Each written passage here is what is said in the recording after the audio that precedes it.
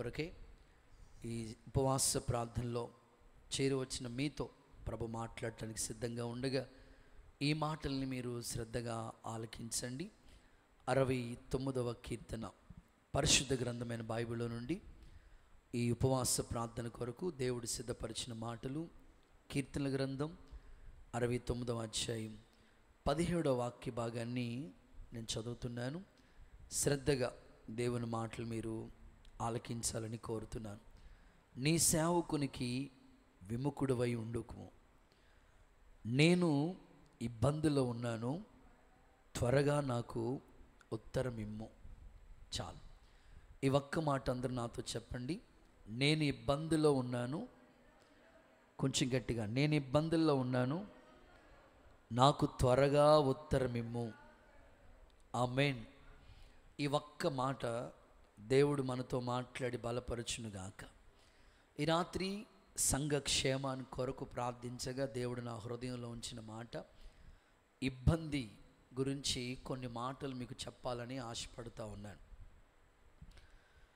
సర్వసాధారణంగా మనుషులకి అనేకమైన ఇబ్బందులు ఉంటాయి. కానీ ఈ వాక్యం చదివినప్పుడు నాకు చాలా ఆలోచింపచేసేటట్లుగా ఉంది. ఎందుకు అని అంటే, లేఖనాల్లో మనం చూస్తే ఈ మాట చెప్తున్నది రాజుగారు, దావీదు చక్రవర్తి, ఇశ్రాయేలుని 40 సంవత్సరాలు పరిపాలన చేసిన రాజు చెప్తున్న మాటలు ఇవి. రాజుగారికి ఏమి ఇబ్బంది? నిజమే కదా. సామాన్యమైన ప్రజలకైతే అనేకమైన ఇబ్బందులు ఉంటాయి. కానీ రాజుగారికి ఏంటి ఇబ్బంది? నిజంగా ఈ మాట నన్ను ఆలోచింపచేసింది, అన్వేషింపచేసి ఒక ప్రసంగంగానే దేవుడు సిద్ధపరిచాడు. ఈ రాత్రి ఈ మాటలో ఉన్న ఆంతర్యాన్ని, ఆత్మీయ విషయాలని నా తండ్రి మీకు అందరికీ బోధించునుగాక. కొన్ని మాటలు దావీదు గురించి చెప్తాను ఇంట్రడక్షన్లో. దావీదును దేవుడు ఏర్పాటు చేసుకున్న విధానం గొప్పది. తన తండ్రికి 8 మంది కొడుకులుంటే దావీదుని ప్రభు ఏర్పాటు గొప్పగా ఉంటుంది. నేను కోరుకున్నవాడు ఇతడే అని దేవుడు ప్రత్యేకంగా అతన్ని ఏర్పాటు చేసుకున్నాడు, అభిషేకించాడు, గొర్రెలు కాసుకునే స్థితిలోంచి సింహాసనం మీద కూర్చోబెట్టాడు. దావీదు జీవితం అంతా కూడా మనకి బాగా తెలుసు. దేవుడే సాక్ష్యం ఇచ్చాడు, నా హృదయానుసారుడు, నా చిత్తం అంతా నెరవేర్చేవాడు అని. మరి ఇంత గొప్ప రాజు, ఆయనకి కలిగిన ఇబ్బంది ఏంటి అనే ఆలోచన మనకు వస్తే, లేఖనాల్లోంచి కొన్ని మాటలు మీకు అర్థవంతంగా చెప్తాను. ఆలోచింపచేసే మాటలు ఏమిటంటే, తన కడుపును పుట్టిన పిల్లలే తనకి ఇబ్బందిగా మారిపోయారు. ఒక మాటలో చెప్పాలంటే, అబ్షాలోము తన సొంత కుమారుడే, తన కన్న కొడుకే. దావీదు ఇబ్బంది పాలవటానికి కారకుడైపోయాడు. దావీదు ఎంత ఇబ్బందుల్లోకి వెళ్ళిపోయాడంటే, కాళ్ళకి చెప్పులు కూడా లేకుండా అరణ్యంలో ఉన్నాడు. ఒక రాజు కాళ్ళకి చెప్పులు కూడా లేకుండా అరణ్యంలో ఉన్నాడు అంటే అసలు అది ఎంత ఇబ్బందికరమైన పరిస్థితితో మీరు ఒకసారి ఆలోచించండి. ఇంకా అబ్షాలోము దావీదుకి సంబంధించిన వాళ్ళందరినీ తన వైపుకి మెల్ట్ చేసేసుకున్నాడు, తన వైపుకి తిప్పేసుకున్నాడు, తన వైపుకి ఆకర్షించేసుకున్నాడు. ఎంత ప్రతికూలమైన పరిస్థితి ఒకసారి మీరు ఆలోచించండి. సొంత కొడుకు ఇలా చేశాడంటే ఏ తండ్రి అయినా వేదనకరమైన పరిస్థితుల్లోనే ఉంటాడు. దావీదు జీవితం అరణ్యంలో ఏమీ లేని ప్రతికూల పరిస్థితి. బర్జిల్లై అది గమనించి, గుర్తించి, తన కోసం ఒక బండి కట్టుకుని అనేకమైన వస్తువులు తీసుకొచ్చినట్లుగా లేఖనాల్లో మనం చదువుతాం. ఈ రాత్రి దావీదు అంటారు, నేను ఇబ్బందుల్లో ఉన్నాను, నాకు త్వరగా ఉత్తరం ఇమ్ము అని. ఈ రాత్రి ఇక్కడ కూర్చున్న మీ జీవితాల్లో కూడా అనేకమైన రకరకాల ఇబ్బందులతో ఈ ఉపవాస ప్రార్థనకి ఇక్కడికి మీరు వచ్చి ఉన్నారు, తప్పకుండా దేవుడు మీకు ఉత్తరం ఇచ్చి పంపిస్తాడు. మీ ఇబ్బందుల్లో దేవుని కృప మీకు తోడుగా ఉండునుగాక. కొంచెం గట్టిగా ఒకసారి ఆమెన్ అంటారా?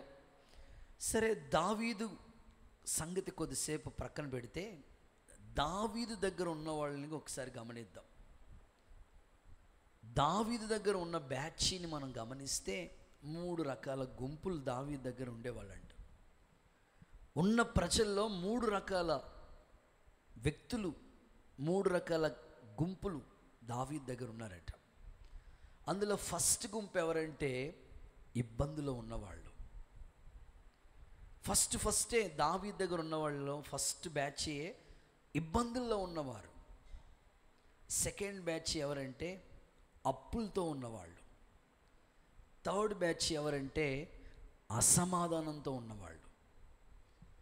ఇలా ఇంత ప్రతికూలమైన పరిస్థితుల్లో ఉన్నవాళ్ళు దావీదు దగ్గర ఉన్నట్లుగా పరిశుద్ధ గ్రంథమైన బైబిల్లో స్పష్టంగా ఈ మాటల్ని మనం అధ్యయనం చేస్తూ ఉన్నాం, చూస్తూ ఉన్నాం కూడా.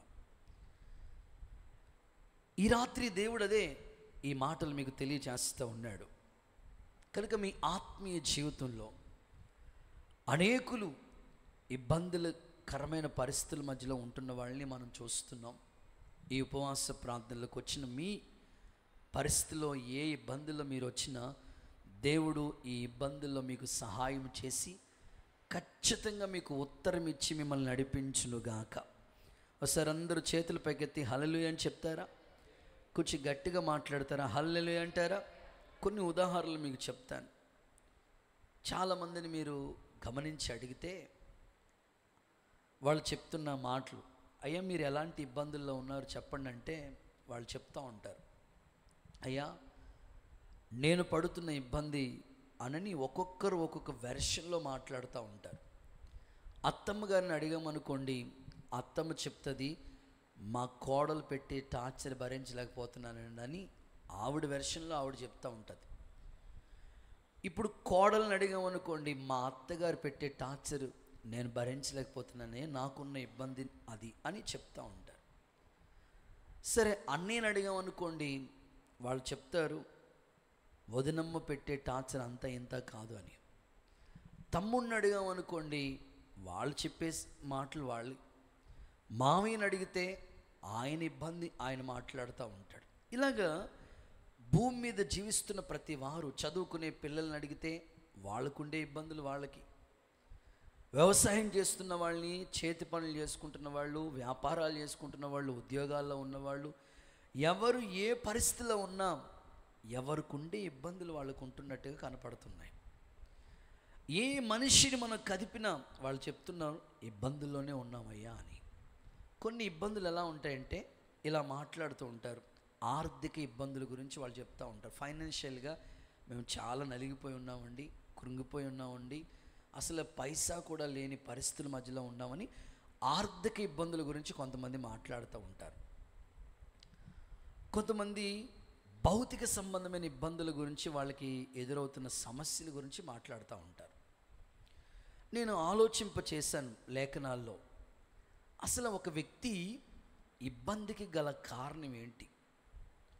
ఒక విశ్వాసి ఎందుకు ఇబ్బందుల్లో ఉంటున్నాడు అని ఆలోచింపచేసి దేవుని వాక్యాన్ని చదువుతున్నప్పుడు కొన్ని మాటలు ఇంట్రడక్షన్లోనే ABC, అసలు ఇబ్బందికి గల కారణం ఏంటో 3 మాటలు మీకు చెప్తాను. ఆ తర్వాత మరి ఈ ఇబ్బందుల్లో మనం ఏం చేయాలో దానికి ఆన్సర్ కూడా మీకు చెప్తాను. ఈరోజు ఇక్కడ కూర్చున్న మనం అందరం కూడా ఎవరికి ఉండే ఇబ్బందులు వాళ్ళకు ఉన్నాయి కదా, అసలు ఈ ఇబ్బందికి గల కారణం ఏంటి? ఒక విశ్వాసి లేదా ఒక వ్యక్తి, ఒక క్రైస్తవుడు ఇబ్బంది పాలవటానికి గల కారణం ఏంటి అని ఆలోచన కలిగి దేవుని వాక్యాన్ని మీరు వింటే కొన్ని మాటలు మీకు క్లుప్తంగా బైబిల్ గ్రంథం నుంచి చెప్తాను. ABC అని 3 మాటలు చెప్తాను. ఇబ్బందికి గల కారణం తండ్రి ఇల్లును విడిచి తిరుగుట. తండ్రి ఇల్లును విడిచి తిరుగుటం. లూకాసు సువార్త 15వ అధ్యాయం 14-15 వాక్యాల్లో మీరు తర్వాత చదువుకోండి. లూకాసు సువార్త 15వ అధ్యాయం 14-15 వాక్యాల్లో మనం చూస్తే అక్కడ తప్పిపోయిన కుమారుడు స్టోరీ మనకు బాగా తెలుసు, కంఠస్థ వాక్యం మీకు బాగా వచ్చు. ఇప్పుడు తప్పిపోయిన కుమారుడు తండ్రి ఇంటిని విడిచి వెళ్ళిపోయిన తర్వాత ఎంత ఇబ్బంది పాలయ్యాడు అని అంటే వెరీ క్లియర్గా అక్కడ వాక్యంలో మనం చూస్తాం. తండ్రి ఇంట్లో ఉన్నప్పుడు అన్నీ బాగున్నాయి. ఎప్పుడైతే నా ఆస్తి నాకు ఇచ్చేసేయి, నా డబ్బు నాకు ఇచ్చేసేయి అని అన్నాడో, తండ్రి తన ఆస్తి ఇచ్చేసినప్పుడు ఆ ఆస్తి పట్టుకుని వెళ్ళిపోయి దుర్వ్యాపారం చేసి డబ్బంతా పాడు చేసి చివరికి ఏమీ లేని పరిస్థితిలో తండ్రి ఇల్లు గుర్తొచ్చినప్పుడు తిరిగి వచ్చుచున్నప్పుడు తన పరిస్థితులు ఎలా ఉన్నాయంటే పందులు తినే ఆహారం తినే పరిస్థితి వచ్చింది. సరైన వస్త్రం లేదు. ఎందుకు ఈ తప్పిపోయిన కుమారుడికి ఎంత ఇబ్బంది అంటే తండ్రి ఇల్లును విడిచిపెట్టడం వల్లే. తండ్రి ఇంట్లో ఉన్నప్పుడు అన్ని సౌకర్యాలు ఉన్నాయి. ఎప్పుడైతే తండ్రి ఇంటికి దూరం అయ్యాడో ఇబ్బందికరమైన పరిస్థితిలో ఉన్నాడు. సో దీన్ని నేను మీకు ఆత్మీయంగా చెప్తున్నాను. ఎప్పుడైతే మనం సహవాసము, ఫెలోషిప్, సంఘ సహవాసానికి మనం దూరం అయిపోతూ ఉంటామో అప్పుడే మనకి ఇబ్బందులు అనేవి స్టార్ట్ అవుతూ ఉంటాయి. అందుకే ఆదివారం ఆరాధన అయినా, శనివారం ఉపవాస ప్రార్థన అయినా, నియమించిన కోడికలు ఏవైనా ఖచ్చితంగా మనం ఇన్వాల్వ్ అయ్యి సంఘ సహవాసంలో ఉండి ఆధ్యాత్మికంగా ఎదుగుతూ ఉంటే మన ఇబ్బందుల్లో దేవుడు తోడుగా ఉండి నడిపిస్తూ ఉంటాడు. ఈ రాత్రి ఒక సేవకుడిగా నేను చెప్పగలిగిన మాట, ఎప్పుడు మీరు సంఘ సహవాసానికి దూరం అవ్వకండి, సన్నిధికి దూరం కాకండి. దేవునికి మరింత దగ్గరగా ఉంటే మీ ఆత్మీయ జీవితాలు అంటుకట్టబడతాయి.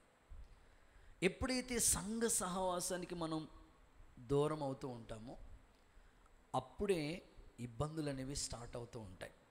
ఒకసారి అందరూ చేతులు పైకెత్తి హల్లెలూయా అని చెప్తారా? కొంచెం గట్టిగా చెప్తారా? ఒక సహోదరుడు నాతో చెప్పిన మాట ఇది. అన్నయ్య, లాస్ట్ ఇయర్ 2024లో మా ఇంటి దగ్గర కృతజ్ఞత కోడిక ఏర్పాటు చేసి సంఘస్థుల్ని, గ్రామస్తుల్ని, బంధువుల్ని, నాతో పాటు పనిచేసే కొలీగ్స్ అందరిని పిలిచి సువార్త కృతజ్ఞత కోడిక ఏర్పాటు చేశానన్న. ఈ సంవత్సరం స్టార్ట్ అయిపోయింది. జనవరి నుంచి ఏప్రిల్ అయిపోయింది, మే వచ్చేసింది. కృతజ్ఞత కూటం పెట్టుకుందాం అని అనుకుంటా ప్రయత్నం చేసి జనవరిలో పెడదాం అనుకున్నాను. కొంచెం నాకు అనుకూలత కుదరలేదు, ఏర్పాటు చేసుకోలేకపోయాను. ఫిబ్రవరిలో అయినా స్టార్ట్ చేద్దాంలే, ఫిబ్రవరిలోనైనా సరే దేవునికి కృతజ్ఞత చెల్లిద్దాంలే అనుకున్నాను. అప్పుడు కుదరలేదు. 3వ నెల మార్చి నెల వచ్చేసింది. ఎలాగోలైనా ఏర్పాటు చేద్దాం అనుకున్నాను కానీ అవ్వలేదు. ఈ లోపలనే నా కుటుంబంలో ఎంతో ప్రతికూలమైన పరిస్థితులు ఏర్పడిపోయినాయి అన్న. ఎంత ప్రతికూలమైన పరిస్థితి అని అంటే, మా తమ్ముడు అనుకోకుండా వెళ్తా వెళ్తా వెళ్తా వెళ్తా పడిపోయాడు. మా అమ్మ చూస్తే బాగానే ఉండేది, ఆమెకి బలహీనత ఏర్పడిపోయింది. ఇంట్లో ఒక్కరికి కాదు అందరికి, నేను వెళ్తా వెళ్తా స్కిడ్ అయిపోయి పడిపోయాను. అసలు ఇంట్లో వాళ్ళందరికీ ఒకేసారి సమస్యలు వచ్చేసి ఒకదాని తర్వాత ఒక సమస్య వచ్చేసింది. నేను వెనక్కి తిరిగి ఏంటి ఎప్పుడు రాని పరిస్థితులు ఏంటి ఒకేసారి అన్నీ, ఇటు అమ్మ చూస్తే ఎలా ఉంది, నాన్న చూస్తే ఎలా ఉన్నాడు, నా పరిస్థితి చూస్తే ఎలా ఉంది, ఇటు ఆ తమ్ముడు పరిస్థితి చూస్తే ఎలా, ఇంట్లో ఒకదాని తర్వాత ఒకటి ఎందుకు వచ్చేసింది ఈ సమస్య అని నేను అబ్జర్వేషన్ చేసుకుంటే నాకు అర్థమైంది. 2024లో దేవునికి కృతజ్ఞత చెప్పాను కానీ 2025 స్టార్ట్ అయ్యి 4 నెలలు అయిపోయినా దేవునికి కనీసం చిన్నగా అయిన కృతజ్ఞత కూటం నేను ఏర్పాటు చేసుకోలేకపోయినా. నా ఇంట్లో ఇబ్బందికి గల కారణం నాకు అర్థమైంది. నిజంగా దేవునికి నేను చాలా దూరంగా ఉన్నానన్నా. ఒకప్పుడు చాలా ఆసక్తిగా ఉండేవాడిని, ఎందుకో రాను రాను దేవుడికి దూరం అయితే వచ్చాను, అందుకే నా కుటుంబంలో ఇన్ని ఇబ్బందులు ఎదురవుతున్నాయి అని తన బాధ నాతో వ్యక్తపరుస్తూ వచ్చాడు. ఈ రాత్రి ఒక సేవకునిగా నేను చెప్తున్నాను, దేవుని సన్నిధికి మీరు ఎప్పుడు దూరం కాకండి, సంఘ సహవాసానికి ఎప్పుడు దూరం కాకండి. మీ ఇంట్లో దైవ సన్నిధి ఉండాలి, సహవాసం కలిగి ఉండాలి, నియమిక కోడికలో పాల్గొనాలి. సంఘం పట్ల ఒక భారం బాధ్యత కలిగిన వారిగా మనం ఉంటే దేవుని కృప మనందరికీ సమృద్ధిగా అనుగ్రహించబడునుగాక. బి, ఇబ్బందికి గల కారణం: ఒకటి, తండ్రి ఇంటిని విడిచిపెట్టడం. 2, బి, యెషయా గ్రంథం 8వ అధ్యాయం 20-21 వచనాలు నోట్ చేసుకోండి. యెషయా గ్రంథం 8వ అధ్యాయం 20-21 వచనాలు చదువుదాం. ఒకసారి చదువుదామా? లేఖనాలు చదివితే బాగుంటుంది. ధర్మశాస్త్రము ప్రమాణ వాక్యమును విచారించుడి. ఈ వాక్య ప్రకారం వారు బోధించని ఎడల వారికి అరుణోదయం కలుగదు. వాళ్ళకి అరుణోదయం అనే వెలుగు ఉదయించదు. అట్టి వారు ఇబ్బంది పడుచు ఆకలి కొని దేశ సంచారం చేయదు. చూడండి అక్కడ, అట్టివారు ఇబ్బంది పడుచు. సో సెకండ్ వన్, వాక్య ప్రకారం జీవించకపోవటం. అసలు నీకు ఇబ్బందికి కలగటానికి గల కారణాలు ఏంటో ప్రభు చెప్తున్నాడు. నువ్వు ఎదుర్కొంటున్న ఇబ్బందికి గల కారణం ఏంటి? ఒకటి, తండ్రి సన్నిధి సహవాసానికి దూరంగా అవటం. రెండోది ఏంటంటే వాక్య ప్రకారంగా జీవించకపోవటం. చాలామంది బిడ్డలు వాక్యాన్ని వింటారు, ఇంకా గుర్తుపెట్టుకోవటం కోసం విన్న వాక్యం ఒకవేళ మర్చిపోతామేమని ఒక డైరీలో నోట్ చేసుకుంటారు. ఇంటికి వెళ్ళిన తర్వాత మరలా అవకాశం ఉంటే చదువుతారు. ఒక్కసారి రాస్తే కనీసం 10 సార్లు చదివినట్లుగా గుర్తుంటుందని నోట్ చేస్తారు. వింటాము, నోట్ చేస్తాం, కానీ దాన్ని ఫార్ములా అనుసరించడం అనేది మనలోనికి రావటం లేదు. ఈరోజు ఒక క్రైస్తవుడిగా, ఆత్మీయుడిగా నువ్వు ఎందుకు ఇబ్బందికరమైన పరిస్థితులకు వెళుతున్నాము అని అంటే వాక్యం చెప్తుంది, విన్న వాక్యాన్ని అనుసరించట్లేదు, వాక్య ప్రకారంగా జీవించటం లేదు. అందుకే ఒక ఆత్మీయుడికి ఇబ్బంది ఎదురవుతుందని వాక్యం చెప్తుంది. వాక్యంలో రాయబడిన మాట, వారికి అరుణోదయం అంటే ఆత్మీయంగా చెప్పుకోవాలంటే వెలుగు ఉదయించటం లేదు. వాక్య ప్రకారంగా జీవించకపోతే ఇబ్బందిలోనే ఉంటామట. ఒకసారి అందరూ చేతులు పైకెత్తి హల్లెలూయా చెప్తారా? కొంచెం హుషారుగా చెప్తారా? చాలామందిని మీరు చూడండి, వాక్యాన్ని వినేవాళ్ళు సంఖ్య ఎలా ఉంటుందంటే, ఒక చిన్న ఉదాహరణ చెప్తా. ఒక పాస్టర్ గారు నిలబడి, స్టేజ్ మీద నిలబడి వాక్యం చెప్తున్నారంట. బల్లగుద్ది గట్టిగా ప్రసంగం చేస్తున్నారు, చాలా పవర్ఫుల్ సబ్జెక్ట్ చెప్తున్నాడు ఆయన. ఎంత గట్టిగా దేవుని వాక్యం చెప్తున్నా ఒక తల్లి మాత్రం అక్కడ కూర్చుని, కింద కూర్చుని తలకై కిందకి వేసుకుని అలాగే ఉంటుందంట. ప్రక్కన కూర్చున్నామే దైవజనుడు ముఖకాంతిలోంచి దేవుడు మనతో మాట్లాడతాడని నేరుగా చూస్తూ అందరూ వింటూ ఉంటుంటే, ఈ తల్లి మాత్రం తలకై కిందకి వేసుకుని అలాగే దిగాలుగా ఉండి వాక్యాన్ని వింటూ ఉందంట. ఆ పక్క ఉన్న చూసండదట, అమ్మా పాస్టర్ గారు వాక్యం చెప్తుంటుంటే నువ్వేంటి అలా తలకై కిందకి వేసుకుని ఉంటావు? మనం వచ్చింది దేవుని వాక్యాన్ని వింటానికి కదా, డల్గా ఉండకూడదు, దిగాలుగా ఉండకూడదు, నాకు కాదులే అన్నట్లుగా ఉండకూడదు. దేవుడు మాట్లాడతాడు, ఆ వాక్యానికి స్పందించాలి మనమని పక్కవిడ అలా చెప్తూ ఉంటుంటే ఆమన్న మాట ఏంటో తెలుసా? అయ్యా, ఆమె చెప్తున్నది, పాస్టర్ గారు చెప్పే వాక్యం అంతా కూడా నాకు కాదు, నా హ్యాండ్ బ్యాగ్కే తగులుతున్నాయి అన్నదంట. స్తోత్రం చెప్పండి ఒకసారి. ఎవరికంట? మాట్లాడండి అమ్మ. హ్యాండ్ బ్యాగ్ చెప్తారా పాస్టర్ గారు? కిటికీలకి చెప్తారా వాక్యం? గుమ్మాలకి చెప్తారా వాక్యం? మనుషులుగా మనం మార్పు చెందాలనే కదా చెప్పేది. ఆ తల్లి ఏంటంటే వస్తుంది, కూర్చుంటుంది, వాక్యాన్ని వింటుంది, కానీ నాకు కాదులే అన్నట్లుగా ఉంటుంది. ఈరోజు అంటాను, వాక్యం మన కోసమేనండి. చెప్తున్న బోధిస్తున్న నన్ను, రెండంచుల వాడి అయిన ఖడ్గం, నన్ను దేవుని వాక్యం సరిదిద్దుతూ ఉంటుంది, వింటున్న మిమ్మల్ని సరిదిద్దుతూ ఉంటుంది. ఈరోజు ఒక వ్యక్తి ఇబ్బంది పాలవటానికి కారణం ఏమిటంటే వాక్య ప్రకారంగా జీవించటం లేదు. కొంతమంది ఈ వాక్యం పాటించకపోయినా పర్లేదులే అనుకుని అడ్జస్ట్ అయిపోతూ ఉన్నారు. కొన్ని వాక్యాలు ఏది సౌలులాగా తమ మనసుకు నచ్చిన వాటిని మాత్రమే కట్ చేసి మనసుకు నచ్చలేని వాటిని దాచుకున్నట్లుగా కొన్ని వాక్యాలే పాటిస్తూ ఉన్నారు. ఆదివారం ఆరాధనకి వెళ్ళాలి, కంపల్సరీ వెళ్ళాలి, ఓకే. ఉపవాసం ఉండాలి, కంపల్సరీ ఉండాలి. పరిచర్య చేయాలి, కంపల్సరీ చేయాలి. కొన్నిటినే పాటిస్తున్నాం, కొన్నిటిని పాటించడం లేదు. అందుకే ఇబ్బంది పాలవుతున్నాము. ఈ రాత్రి మరొక్కసారి ప్రభు గుర్తు చేస్తున్నాడు, విన్న వాక్య ప్రకారం జీవించుదుముగాక. ఎందుకు ఒక వ్యక్తి ఇబ్బంది పాలవుతున్నాడు చూద్దాం. విలాప వాక్యాల గ్రంథం 1వ అధ్యాయం 20వ వాక్యం చూస్తారా? విలాప వాక్యాల గ్రంథం 1వ అధ్యాయం 20వ వాక్య భాగం. ఇదంతా ఇంట్రడక్షనే. యెహోవా దృష్టించు, నాకు ఇబ్బంది కలిగింది, నా అంతరంగం క్షోభిల్లుచున్నది, నేను చేసిన గొప్ప ద్రోహాన్ని బట్టి నా గుండె నాలో కొట్టుకుంటున్నది. సందర్భాన్ని చూడండి, ఇంకా కంటిన్యూస్. వారి వీధుల్లో ఖడ్గము జననష్టము చేయుచున్నది, ఇండ్లలో మరణకరమైన వ్యాధులు ఉన్నాయి. ఆ పై వచనాన్ని మనం చూస్తే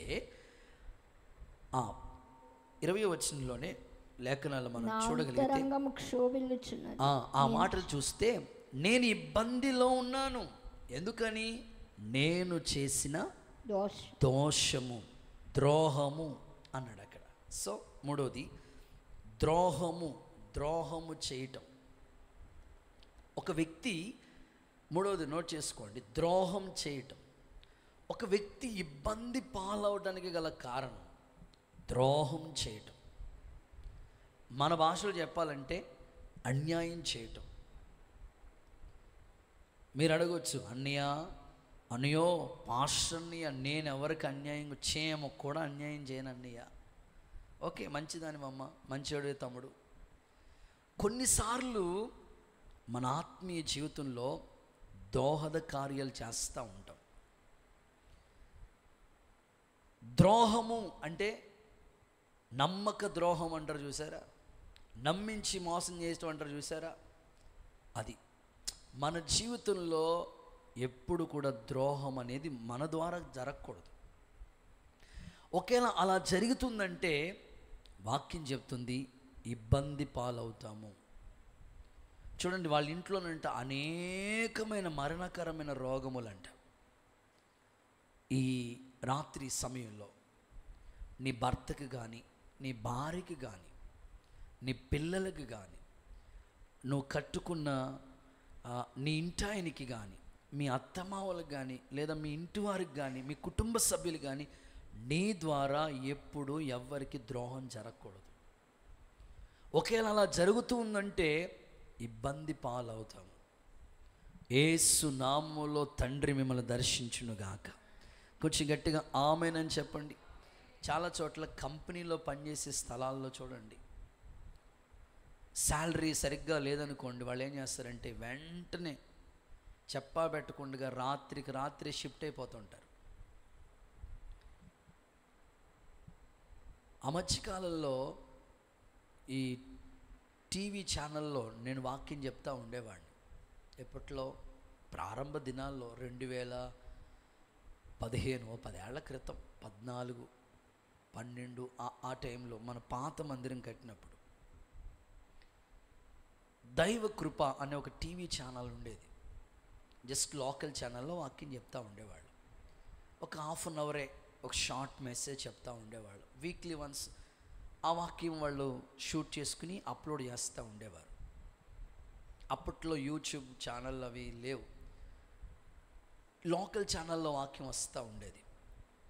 నేను పనిగట్టుకుని ఓ రోజు కేటాయించుకుని ఒక అరగంట ముందే వెళ్ళి షూట్ చేస్తారుంటారు, రిఫరెన్స్లు అవన్నీ ఎడిటింగ్ వర్క్ అంతా చేస్తూ ఉంటారు. వెళ్ళాం. కంపల్సరీ ఒకరోజు ఆదివారం వాక్యం వాళ్ళు అప్లోడ్ చేస్తూ ఉంటుంటే సాటర్డే కానీ ఫ్రైడే కానీ నాకు వీళ్ళని బట్టి వెళ్ళి వాక్యం చెప్పొస్తూ ఉండేవాడు. ఓ రోజు నేను నాతో పాటు ఒక సహోదరుని తీసుకుని వెళ్తూ ఉన్నాను. వెళ్తే అక్కడ స్టూడియో ఆ ఇల్లు ఉంది కానీ తాళలేసింది లేదు. ఇల్లు అయితే ఉంది కానీ స్టూడియో లేదు. ఏమైందంటే పక్కింటి వాళ్ళని అడిగితే ఏమైంది ఏంటంటే రాత్రికి రాత్రే వాళ్ళు ఎస్కేప్ అయిపోయారండి అయ్యా. ఏంటంటే అప్పులు పాలైపోయి మొత్తం రాత్రే అమ్మేసి వెళ్ళిపోయారు. చాలామంది అడ్వాన్స్ ఇచ్చేసారంట. ఏది ప్రోగ్రామ్, ఒకళ్ళ దగ్గర ప్రోగ్రామ్ చేస్తాడు, ముందే అడ్వాన్సులు తీసేసుకుంటారు. చూడండి, ఏదైనా వర్క్, ఓ పెయింటింగ్ వర్క్ కాంట్రాక్ట్ ఒప్పుకుంటారా? కరెక్ట్గా తీసుకుందాం అన్నప్పటికీ, వర్క్ చేద్దాం అనుకున్నప్పటికీ మధ్యలో సడన్గా ముందే డబ్బులు తీసేసుకుని వర్క్ ఎంత చెప్పినా వచ్చి చేయరు వాళ్ళు. ఇలాగ అనేకమైన సందర్భం జరుగుతూ ఉంటాయి. వాక్యం చెప్తుంది, నేను ఇబ్బందుల్లో ఉన్నాను. ఇబ్బందికి గల కారణాలు ఏంటో మీకు చెప్తా వచ్చాను. ఏ, తండ్రి ఇంటిని విడిచిపెట్టడం, సహవాసం. బి, వాక్య ప్రకారం జీవించకపోవటం. సి, ద్రోహము చేయటం. మరి ఇలాంటి ఇబ్బందుల్లో ఉన్న మనము ఏం చేయాలి? ఇప్పుడు ఇబ్బందుల్లో ఉన్నాం కదా, ఈ ఇబ్బందుల్లోంచి మనం ఏం చేస్తే పరిష్కారం మనకు దొరుకుతుందో ముచ్చటగా ఒక 3 మాటలు చెప్పేసి త్వరగా నేను ఈ సందేశాన్ని ముగింపులోకి తీసుకురావాలని ఆశపడతా ఉన్నాను. ఒకసారి అందరూ హల్లెలూయా చెప్పండి. కొంచెం హల్లెలూయా చెప్పండి. కొంచెం గట్టిగా చెప్పండి. ఇంకాస్త గట్టిగా చెప్పండి.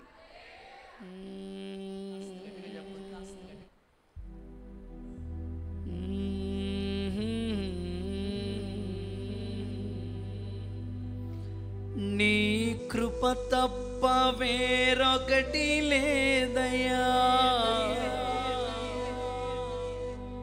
నీ మనస్సులో నేనుంటే చాలయ్యా. బహుకాలముగా నేనున్న స్థితిలో నా ఎడ చాలునండి. పాడదామందరు. నీ కృప తప్ప వేరొకటి లేదయ్యా, నీ మనస్సులో నేనుంటే చాలయ్యా. బహుకాలముగా నేనున్న స్థితిలో నీ కృప నా ఎడ చాలునంటివే.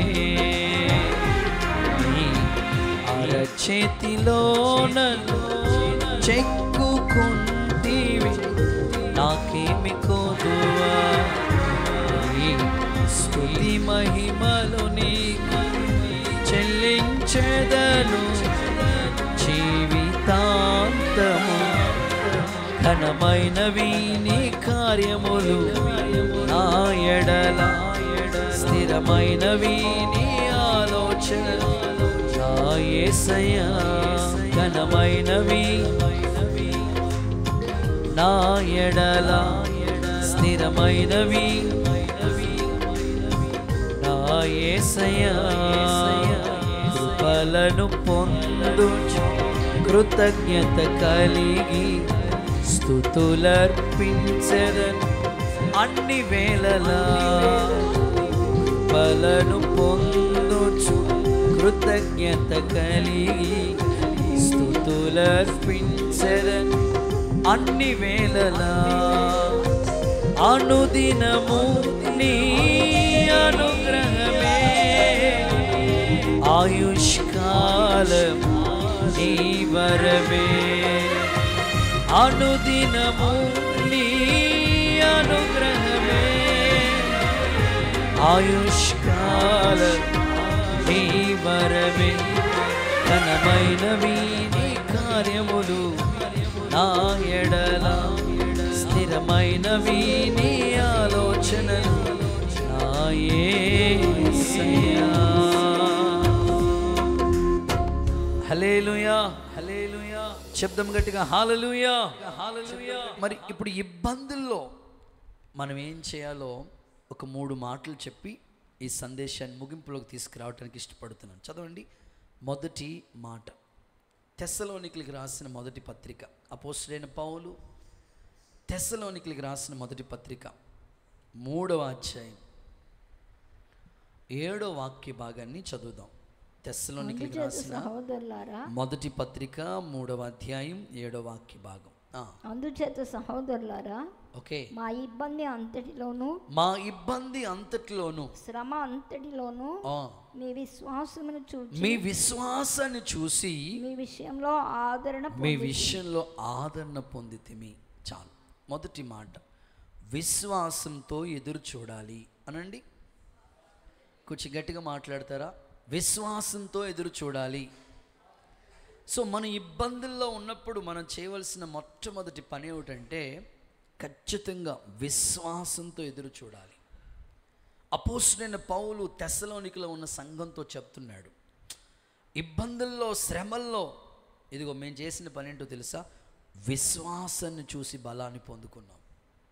ఈరోజు ఈ ఆత్మ సంబంధమైన భక్తి విషయాలు ఎదుగుతున్న మీ అందరూ కూడా మీకుండే రకరకాల ఇబ్బందుల గురించి మీతో మాట్లాడుతూ వచ్చాను. ఇబ్బందికి గల కారణాలు ఏంటో కూడా చెప్పాను. మరి ఇప్పుడు ఈ ఇబ్బందుల్లోంచి పరిష్కారం మనకి ఎలా? ఈ ఇబ్బందుల్లోంచి, సమస్యల్లోంచి గట్టెక్కేది ఎలా అనంటే ఫస్ట్ మాట ఏమిటంటే విశ్వాసంతో నువ్వు ఎదురు చూడు. విశ్వాసంతో ఎప్పుడైతే మనం ఎదురు చూస్తామో, విశ్వాసంతో ఎదురు చూసే ఆ పరిస్థితుల మధ్యలో మనకున్న ఇబ్బందుల్లోంచి దేవుడు పరిష్కారాన్ని కలుగు చేస్తాడు. ఎప్పుడు ఆత్మీయులైన మనం అందరం కూడా మన విశ్వాసం గొప్పది. ప్రభు ఇలా అంటాడు, నీ విశ్వాసం, అమ్మా నీ విశ్వాసం గొప్పది అన్నాడు. కనాను స్త్రీ యొక్క విశ్వాసాన్ని చూడండి. వాళ్ళ అమ్మాయికి అనారోగ్యంతో బాధపడుతూ ప్రభు దగ్గర తీసుకెళ్తే ప్రభు అన్నాడు, ఇశ్రాయిల్లో నశించిపోయిన వాళ్ళ మధ్యకు వచ్చాను కానీ కనానీయుల కోసం రాలేదు. కనానీయులు అంటేనే లేఖనాల్లో మనం చూస్తే హాము సంతతి, శపించబడిన వాళ్ళు. వాళ్ళ గురించి నేను రాలేదు. వెంటనే ఏమనాలి? ప్రభు మీకోసం రాలేదంటే, సరే ప్రభు నేను వెళ్ళిపోతాను, నేను రాలేదంటున్నావు కదా అని అనుకుని వెళ్ళిపోవాలి. వెళ్ళలేదు. మరలా పదే అడుగుతుంది. శిష్యులు కూడా బలవంతం చేస్తూ ఉన్నారు. అవి ఇందాక నుంచి బ్రతిమాలుతుంది కదా, పంపించవచ్చు కదంటే ప్రభు అంటారు, ఇది పిల్లలకని తీసుకొచ్చిన రొట్టె ముక్క, ఎవ్వరు కుక్క పిల్లలకు వేయరు. ఒక మాటలో చెప్పాలంటే ఇండైరెక్ట్గా ఆమెను కుక్క అని పిలిచినారు. అయినా ఆమె కదలలేదు. సరే ప్రభువా, ఇది పిల్లలకని తీసుకొచ్చిన రొట్టె, కానీ ఈ రొట్టె విరిచేటప్పుడు కొన్ని ముక్కలు కింద పడతాయి కదా, ఆ రొట్టె ముక్కల కోసం యజమానుడి బల్ల దగ్గర పడుతున్న ఆ ముక్కల కోసం కుక్క పిల్ల వచ్చి పట్టుకుని వెళ్తుంది కదా. అప్పుడు ప్రభు అంటాడు, అమ్మా నీ విశ్వాసం గొప్పదమ్మా. ఇశ్రాయేలీల్లో ఇలాంటి విశ్వాసం కలిగిన నేను అసలు చూడలేదు. ఈ రాత్రి నీకు ఉండవలసిన విశ్వాసం ఏంటంటే ఒక గొప్ప విశ్వాసంతో ఎదురు చూడు. నీ ఇంట్లో గొప్ప కార్యాలు కన్నులతో చూసుదువుగాక. కొంచెం గట్టిగా హుషారుగా చెప్పండి హల్లెలూయా అనండి. అసలు పౌలు, దైవజనుడైన పౌలు ఎన్ని శ్రమల గుండగా వెళుతూ వచ్చాడు తెలుసా? యేసు ప్రభుకైతే 1-40 కొరడా దెబ్బలు ఒక్కసారే కొట్టారు, కానీ పౌలుకి 5 సార్లు కొట్టారు. 1-40 కొరడా దెబ్బలు 5 సార్లు భరించాడు పౌలు. ప్రయాణాల్లో ఉపద్రవాలు, అనేకమైన సంఘాల గురించి చింత, ఎన్నో పోరాటాలు. చూస్తారు ఒకసారి పౌలు గారు ఎదుర్కొన్న ఇబ్బందుల గురించి ఒకసారి చూస్తే చాలా ఆశ్చర్యాన్ని కలిగించే మాటలు కనబడుతూ ఉన్నాయి. కొరింథీయులకు రాసిన 2వ పత్రిక 11వ అధ్యాయం 24 నుంచి 28 వరకు ఒకసారి చూడండి. యూదుల చేత అపోస్తలుడైన పౌలు కొరింథీయులకు రాసిన 2వ పత్రిక 11వ అధ్యాయం 24 నుంచి 28. నోట్ చేయండి, చదవండి ఒకసారి. యూదుల చేత 5 మార్లు ఒకటి తక్కువ 40 5 సార్లు నేను 1 - 40 దెబ్బలు తిన్నాను. ముమ్మారు బెత్తములతో కొట్టబడి తిని, ఓకే, ఒకసారి రాళ్లతో కొట్టబడి తిని, ఓకే, ముమ్మారు వాడ పగిలి శ్రమ పడి తిని, ఒక రాత్రి మగడు సముద్రంలో గడిపి తిని. ఒక్క రాత్రి సముద్రంలోనే స్ట్రక్ అయిపోయాడంట. అనేక పర్యాయములు ప్రయాణములోను, ఆపదలు, నదుల వలనైన ఆపదలు, దొంగల వలనైన ఆపదలు, నా స్వజనుల వలనైన ఆపదలు, అన్యజనుల వలనైన అన్యజనుల ద్వారా ఆపదలు, పట్టణములో ఆపదల్లోను, అరణ్యములో ఆపదలు, సముద్రంలో ఆపదల్లోను, కపట సహోదరుల ద్వారా ఆపదలు ఉంటిని. ప్రయాసంతో, కష్టములతో, తరచుగా జాగరణములతో, ఉపవాసాలతో, ఆకలి దప్పులతోను, తరచుగా ఉపవాసములతోను, చలితోను, దిగంబరత్వంతోను ఉంటును. ఇంకను చెప్పవలసిన అనేకములు ఉన్నవి. ఇవియు గాక సంఘముల గురించిన చింత ఉంది. మీరు 12వ అధ్యాయం 10వ వాక్యం కూడా నేను చదువుతాను చూడండి. నేనెప్పుడు బలహీనుడునో అప్పుడే బలవంతుడు గనుక క్రీస్తు నిమిత్తం నాకు కలిగిన బలహీనతలు, నిందలు, టిక్ చేయండి, ఇబ్బందుల్లో నేను సంతోషించుచున్నాను. కొట్టండి చప్పట్లు, యేసయ్యకి మహిమ వచ్చినట్లుగా. అసలు దైవజనుడైన పౌలు జీవితంలో ఎన్ని ప్రతికూలమైన పరిస్థితులు, ఆ ఇబ్బందుల్లో కూడా ఆయన సంతోషించగలిగాడంటే ఆయనకున్న విశ్వాస పరిమాణం అంత గొప్పది. ఈ రాత్రి ఇక్కడ కూర్చున్న మీ కుటుంబాల్లో ఇబ్బంది లేనోళ్ళు ఎవరు లేరు. ఎవరికుండే ఇబ్బందులు వాళ్ళకు ఉన్నాయి. అయితే ఈ ఇబ్బందుల్లోంచి మనకి పరిష్కారం ఎలా అంటే నీవు దేవుని మీద ఉన్న గొప్ప విశ్వాసాన్ని బట్టే. ఎప్పుడైతే దేవుని మీద పూర్తిగా డిపెండ్ అయిపోతావో ఖచ్చితంగా దేవుడు నీకు ఆ ఇబ్బందుల్లో నుంచి పరిష్కారం ఇచ్చి సంతోషింపజేస్తాడు. పౌలు జీవితంలో అదే అంటున్నాడు, నాకు కలిగిన ఇబ్బందుల్లో కూడా నేను సంతోషంగా ఉండగలిగాను. అంటే దేవుడు ఎలాగ తప్పించాడో చూడండి. ఓ సాక్షి మీకు చెప్తాను, మీరు చాలా సీరియస్గా చూస్తున్నారు కాబట్టి ఒకసారి అందరూ హల్లెలూయా అని చెప్పండి అమ్మా. సరిగ్గా ఓ 10 ఏళ్ల క్రితం, ఈ 2025, ఇప్పుడు ఇది జరిగి 2015, ఓ 10 ఏళ్ల క్రితం వివాహమైంది ఒక కుటుంబంలో. చెప్పుకోవాలంటే అన్నదమ్ములిద్దరు కూడా కవల పిల్లలు. వాళ్ళ తండ్రి ఏం చేశారంటే పెళ్లి సంబంధాలు వెతికి వీళ్ళిద్దరు కవల పిల్లలు. ఇటు చూసినా తమ్ముడు ఎవరో గుర్తుపట్టలేము, అన్నయ్య ఎవరో గుర్తుపెట్టలేము, ఇద్దరు కవల పిల్లలు. వాళ్ళ తండ్రి గారు కూడా చూసి పెళ్లి సంబంధాలు వెతికి మొత్తం మీద ఈ ఇద్దరు కవల పిల్లలకి 2 కవల పిల్లలు దొరికారు. అత్తోరింటి తరపున కూడా వాళ్ళు కవల పిల్లలే. మొత్తం మీద పెద్దల సమక్షంలో పెళ్ళి కుదిరింది. మాటలేని వివాహం ఘనంగా, వైభవంగా, చాలా గ్రాండ్గా జరిగింది. రోజులు గడుస్తూ ఉన్నాయి. సడన్గా ఫ్యామిలీలో ఎలాంటి సమస్యలు, శోధనలు ఎలా వస్తాయి ఎవరికి తెలియదు. పచ్చని కాపురంలో చిన్న చిచ్చు పెట్టినట్లుగా, వీళ్ళదేమో పల్లెటూరు, వాళ్ళదేమో సిటీ. ఈ అమ్మాయి బాగా సిటీకి బాగా అలవాటు పడిపోయి పల్లెటూరు వాతావరణానికి అడ్జస్ట్ అవ్వలేక, అది కూడా ఎప్పుడు పెళ్ళైపోయి ఒక పిల్లోడు పుట్టేసి వాడు స్కూల్లో కూడా జాయిన్ చేసినప్పటికీ ఇంతకాలం బాగానే తట్టుకుంది. పిల్లోడు పుట్టిన తర్వాత ఇంక ఇబ్బందులకి తట్టుకోలేక ఈ వాతావరణం ఆమెకి సరిగ్గా సెట్ అవ్వక టౌన్కి బాగా అలవాటు పడిపోయి, సో మరి ఎవరు ఇంట్లో ఎలాంటి పరిస్థితి ఎదురైందంటే చెప్పా పెట్టకుండా అంతే భర్తను విడిచిపెట్టేసి వెళ్ళిపోయింది వాళ్ళ ఇంటికి. చూస్తే ఆయన దేవుని సేవలో ఉన్నాడు.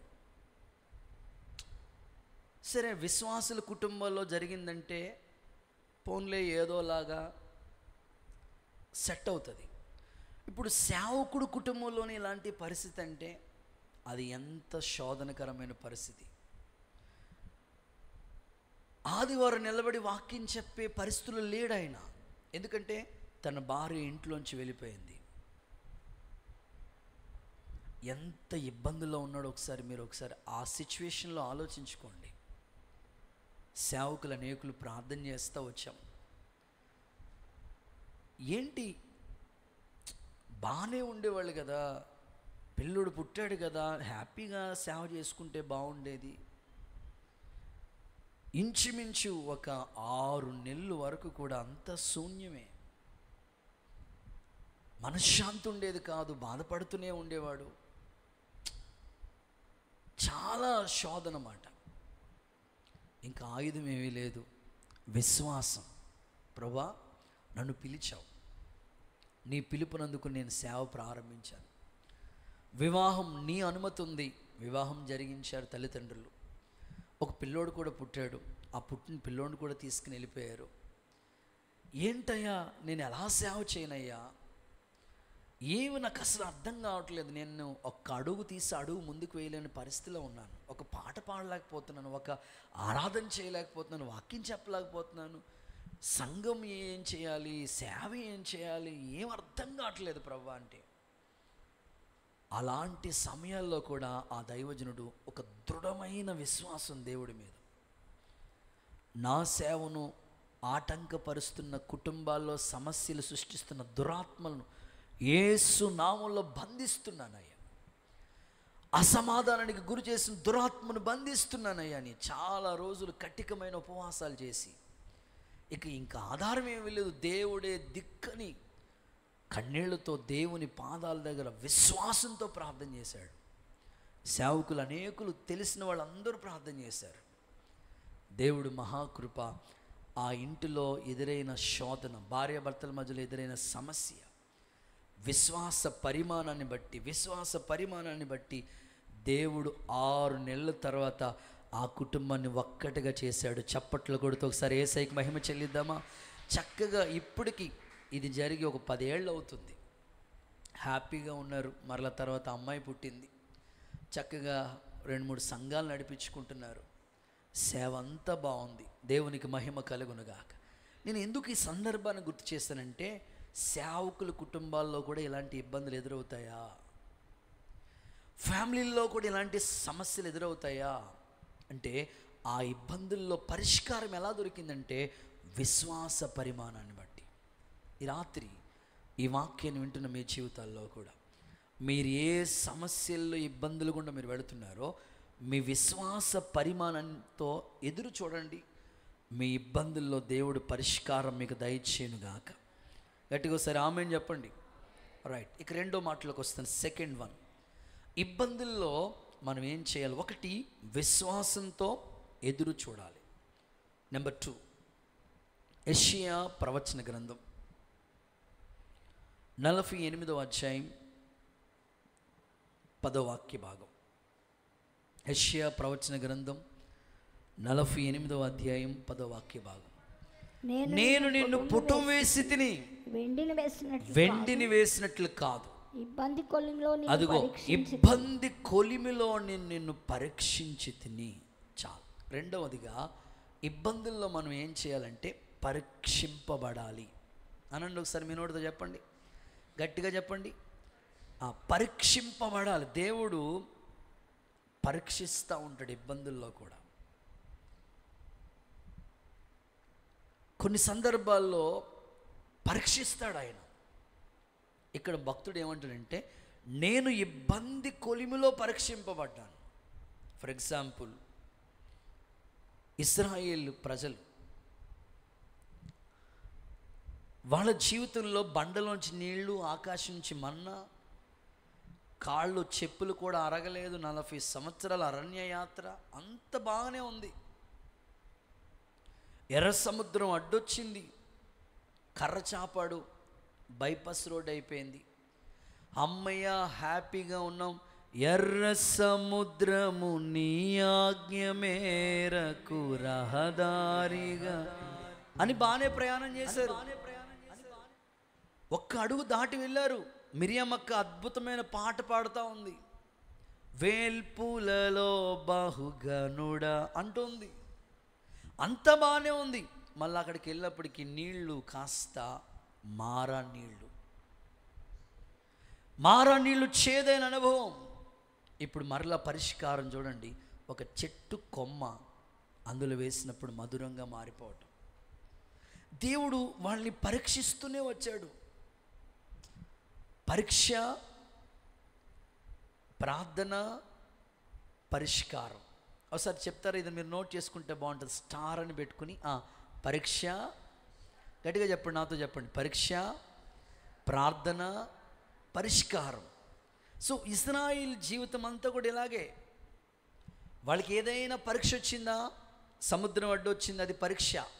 ప్రార్థన చేశారు, పరిష్కారం వచ్చేసింది. మారా నీళ్ళు పరీక్ష, ప్రార్థన చేశారు, మధురంగా మారిపోయింది. ఇశ్రాయేలు అందరి జీవితాల్లో వాళ్ళ అరణ్య యాత్రలు అంతా పరీక్ష, పరిశోధన, పరిష్కారం. పరీక్ష, ప్రార్థన, పరిష్కారం. వాళ్ళని అలాగ దేవుడు దాటించుకుంటూ వెళ్తూ వచ్చాడు. మీకు ఇంకా అర్థమయ్యే కోణంలో చెప్పాలంటే, దేవుడు మనల్ని కూడా పరీక్షిస్తూ ఉంటారట. చదువుదాం ఆ మాట. ద్వితీయోపదేశ కాండం 13వ అధ్యాయం 3వ వాక్యం చూడండి ఒకసారి. ద్వితీయోపదేశ కాండం 13వ అధ్యాయం 3వ వాక్య భాగం. చదవక్క. కింద వచ్చిన చూడండి. మీ దేవుడిని యెహోవానగు నేను పూర్ణ హృదయంతో పూర్ణ ఆత్మతో ప్రేమించుచున్నారో లేదో తెలుసుకోవటానికి మీ దేవుడు మిమ్మల్ని పరీక్షిస్తున్నాడు. టెస్టింగ్. పరీక్షలు ఎందుకు మనకి? ఎంత చదివావో, నీకు ఎంత గుర్తుందో. 6 నెలలు లేదా 11 నెలలు స్కూల్కి వెళ్తారు. జూన్లో స్టార్ట్ అవుతుంది, మార్చి వరకు స్కూల్ జరుగుతుంటాయి. మార్చిలో పరీక్ష, లేకపోతే ఏప్రిల్లో పరీక్ష. ఎందుకు పరీక్ష అంటే నువ్వు చదివింది నీకు ఎంత గుర్తుందో, నీకేం నేర్చుకున్నావు అని. దేవుడు కూడా నిన్ను పరీక్షించేది ఎందుకంటే అక్కడ అంటున్నాడు చూడండి, ఆయన్ని మనం ప్రేమిస్తున్నామో లేదో మనకి పరీక్షలు ఉంటాయంట. ఖచ్చితంగా ప్రతి విశ్వాసి పరీక్షలు ఎదుర్కోవాల్సిందే. నేను ఇంత భక్తి చేస్తానని నాకెందుకు పరీక్షలు? దేవుడు అదే అంటున్నాడు, నువ్వు నన్ను ప్రేమిస్తున్నావో లేదో టెస్టింగ్ అంటున్నాడు ఆయన. ఇందులో 2 వ్యక్తులు మీకు పరిచయం చేస్తాను. ఒకరు అబ్రహాం.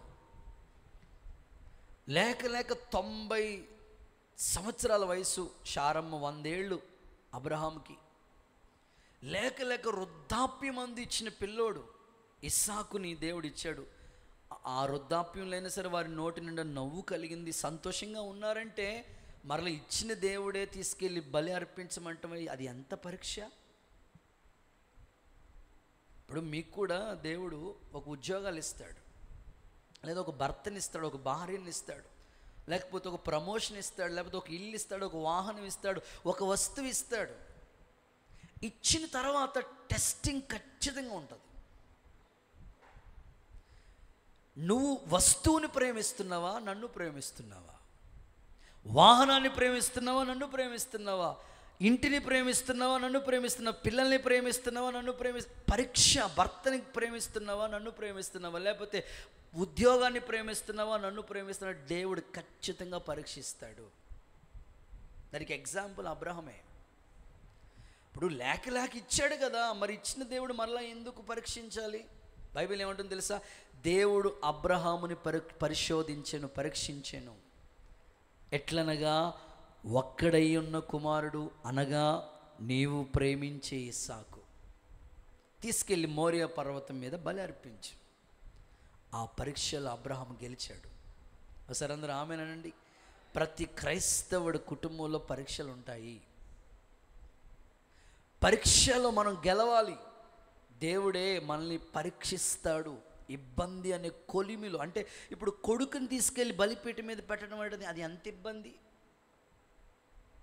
ఏ తండ్రి చేతులు ఆ బలిపీఠం కడతా చెప్పండి? ఏ తండ్రి తీసుకెళ్ళి ఆ పిల్లోని బలిపీఠం మీద పెట్టగలుగుతాం? అది ఎంత ఇబ్బంది. మన పిల్లలు మన కళ్ళ ముందే ఏదైనా చిన్న వైరల్ ఫీవర్ వచ్చి ఒక 2 రోజుల నుంచి వాళ్ళు మంచం మీద నుంచి లేవలేదనుకోండి, ఆ తల్లి ఎంత అల్లాడిపోద్ది చెప్పండి అసలు. అలాంటిది కొడుకుని తీసుకొచ్చి బలిపీఠం మీద పెట్టడం అంటే అది ఎంత పరీక్ష. అదే ఆ పరీక్షలో అబ్రహాము నిలిచాడు, గెలిచాడు కనుకనే విశ్వాసులకు వీరుడైపోయాడు.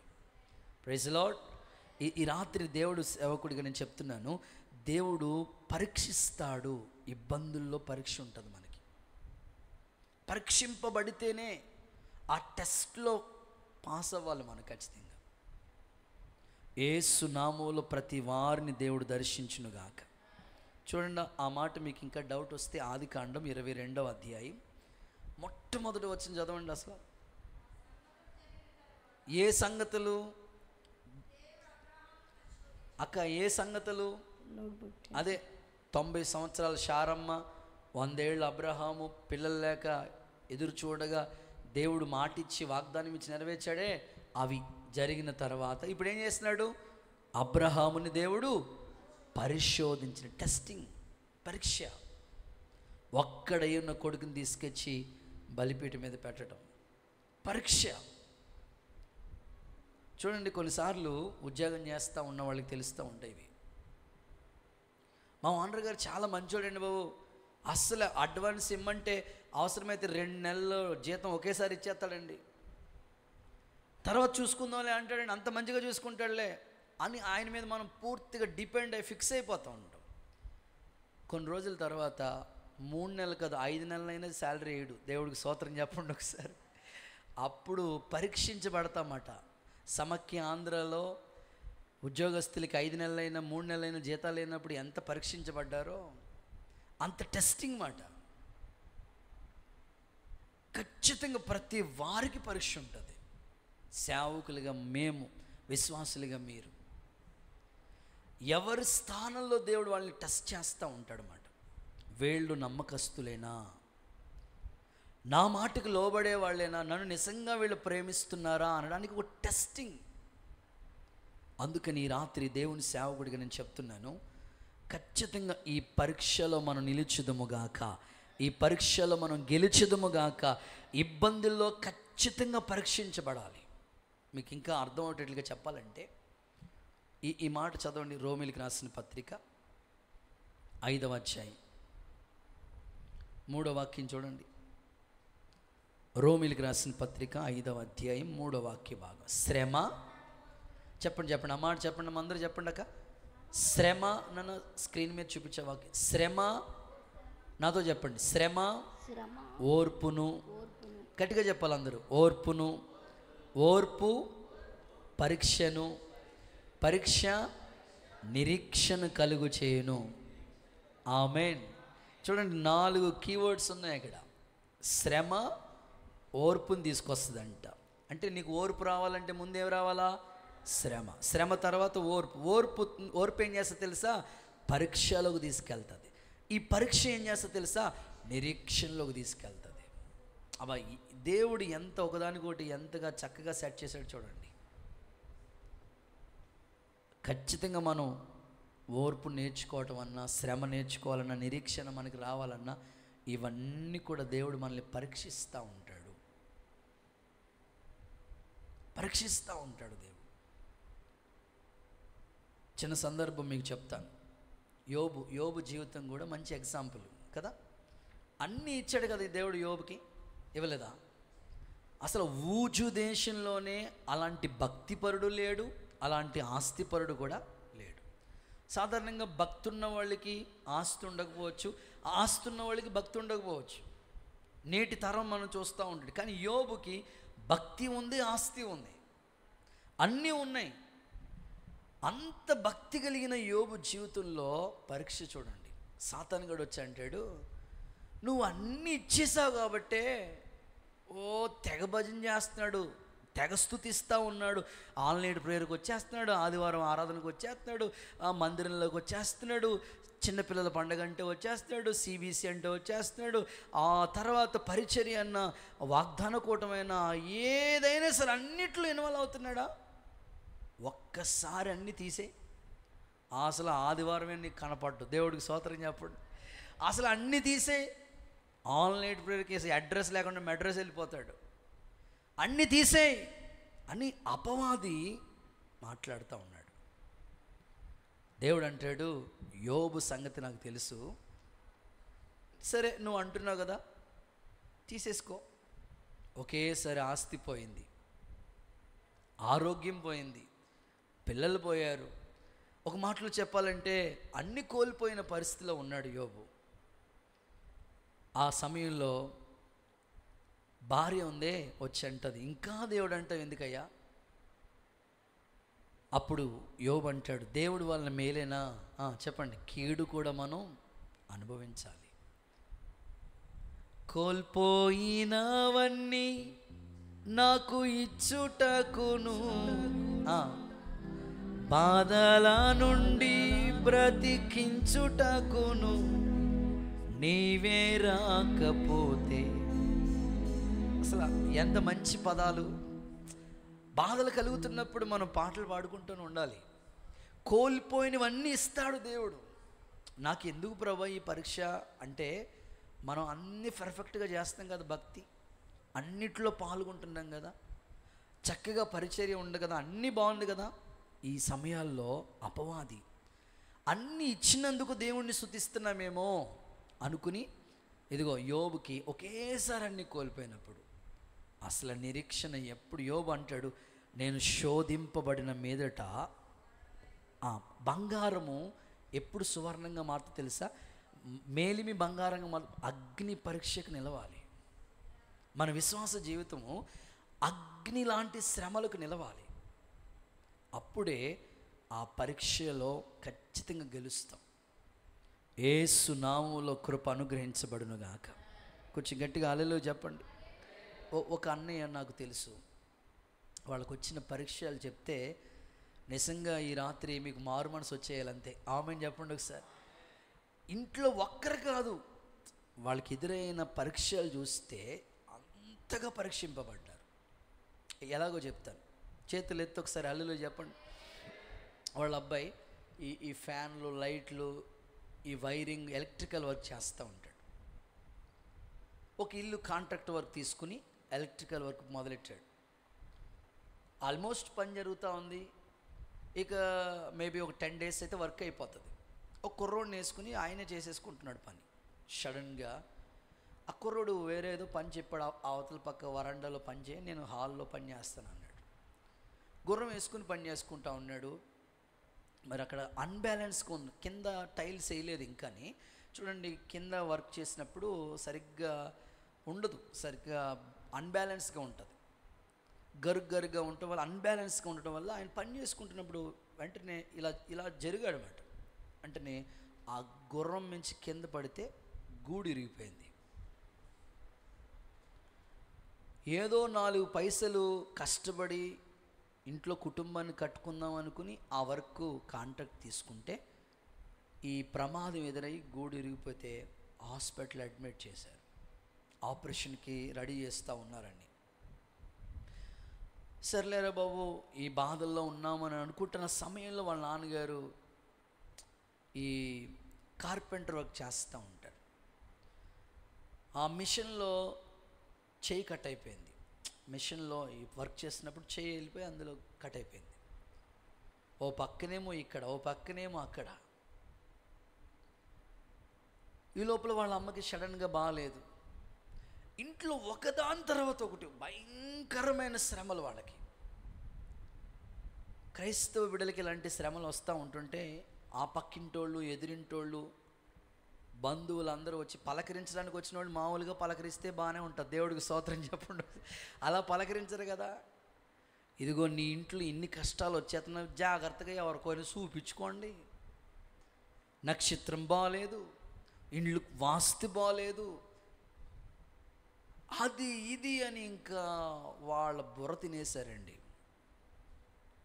ఆ కష్టాల్లో కూడా, ఆ పరీక్షలో కూడా వాళ్ళు చెప్పిన మాట ఏంటంటే, ఇండ్లు వాస్తు కాదు, నక్షత్రాలు కాదు, దేవుడు మమ్మల్ని శ్రమలో పరీక్షిస్తున్నాడు. మేము ఎవరి దగ్గరికి వెళ్ళం, వెనక్కి అడుగు వేయం, ఈ శ్రమలోనే దేవుణ్ణి స్తుతిస్తామని వాళ్ళు అలా నిలబడ్డారు. ఈరోజు అద్భుతంగా 2 అంతస్తుల బిల్డింగ్ కట్టించాడు దేవుడు వాళ్ళకి. దేవుడికి స్తోత్రం చెప్పండి. సో నేనంటాను, పరీక్షింపబడాలి, ఖచ్చితంగా పరీక్ష. రైట్, ఇక 3వ మాట చెప్పేసి ముగిస్తాను. 3rd వన్, ఇబ్బందుల్లో ఏం చేయాలి? 1, విశ్వాసంతో ఎదురుచూడు. నెంబర్ 2, పరీక్షింపబడాలి.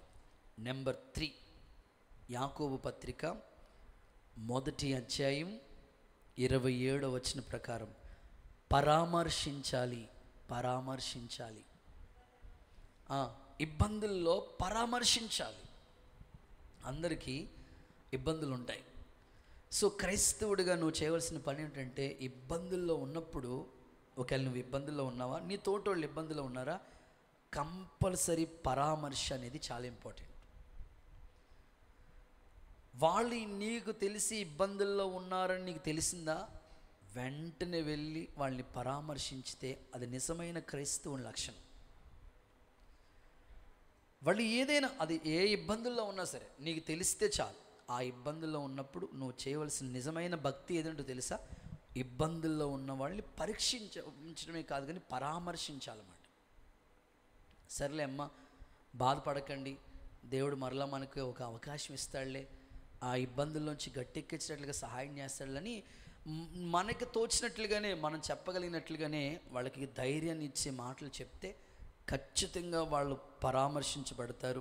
యేసు నామములో కృప అనుగ్రహించబడును గాక. మంచి సమరయుడు తెలుసు కదా మీకు స్టోరీ.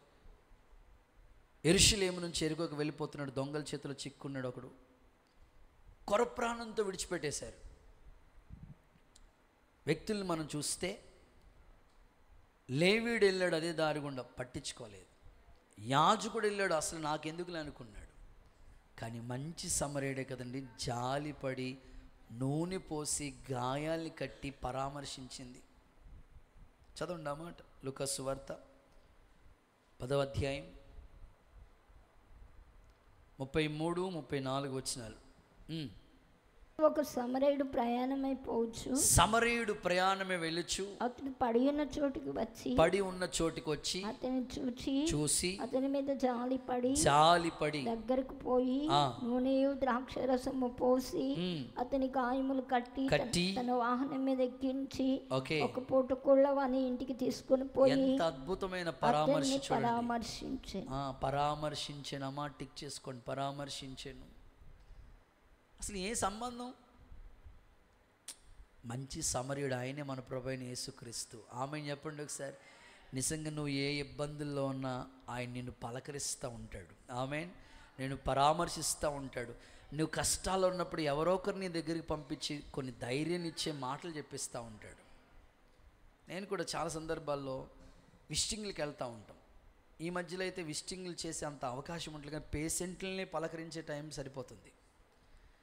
వెళ్ళిన చోటల్లో అయ్యగారు కరెక్ట్ సమయానికి వచ్చారండి, ఈ బాధలో ఉన్నాం మేము, ఆ మాటలు మాకు ధైర్యాన్ని ఇచ్చాయి అంటే చాలు. దేవుని బిడ్డలు ఎప్పుడు కూడా పరామర్శ, మంచి సమరయుడు మన ప్రభువైన యేసుక్రీస్తే. ఇబ్బందుల్లో ఉన్న వాళ్ళకి పరామర్శ చాలా ప్రాముఖ్యమైనది. ఇప్పటికే చాలామంది బాధల్లో ఉన్న వాళ్ళని తెలుసుకుని వెళ్ళి పలకరించి పరామర్శిస్తూ ఉంటారు. ఇర్మియా జీవితాన్ని చూస్తే ఆయన కూడా ఇబ్బందుల్లో ఉన్నాడంట. ఆ సమయంలో ఆయన్ని పరామర్శించే విధానం చూడండి ఒకసారి. ఇర్మియా గ్రంథం 39వ అధ్యాయం 11, 12 వాక్యాలు చదవగా విందాం. ఇర్మియాను గూర్చి చెప్పబడిన వాక్కు ఇదే. ఇర్మియాను గూర్చి బబులోను రాజైన నెబుకద్నెజర్ రాజదేశ సంరక్షకుల అధిపతియగు నెబుజరదానుకు ఈ ఆజ్ఞ ఇచ్చెను, నీవు అతనికి హాని చేయొద్దు, దగ్గర ఉంచుకొని, అతనికి ఏ హాని చేయొద్దు, అతని దగ్గరే ఉంచుకుని పరామర్శించి ఇతడు నీతో చెప్పినట్లు చేయాలి. నెబుకద్నెజర్ దగ్గరగా అతని దగ్గర పనిచేస్తున్నాం. నెబుజరదానుకి దేవుడు ఆజ్ఞ ఇస్తున్నాడు, ఏ హాని చేయొద్దు ఇర్మియాకి. ఇర్మియా పరిస్థితి మనం చూస్తే నీళ్లు లేని గుంటలో పడేశారు ఇర్మియాను. లేఖనాల్లో మనం చూస్తాం కదా, యోసేపుని నీళ్లు లేని గుంటలో పడేసినట్లుగా జిర్మియా గారిని కూడా పడేశారు. మరలా అక్కడి నుంచి పైకి తీసుకురావటానికి వాళ్ళు పడిన ప్రయాస ఆ అధ్యాయాలన్నీ చదివితే అర్థమవుతూ ఉంటుంది.